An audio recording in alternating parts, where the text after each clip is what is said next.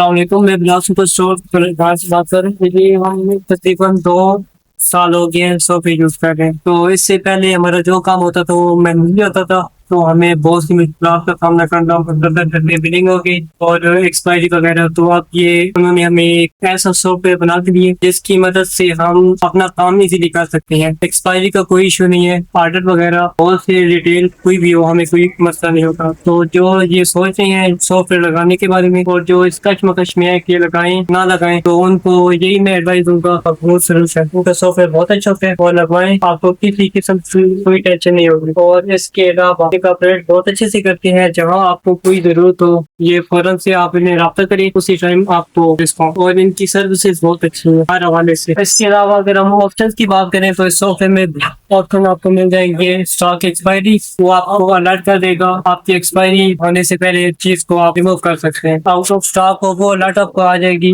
इसके अलावा आप कोई भी चीज एंटर करके अपनी मर्जी से कर सकते हैं। इसके अलावा आप होलसेल अगर करना चाहे वो कर सकते हैं, रिटेल अगर करना चाहे वो कर सकते हैं। और इसमें एक और बहुत बेस्ट ऑप्शन है ऑटो ऑर्डरिंग, वो आप कर सकते हैं। एट द एंड शुक्रिया, मकबूल सोल्यूशन।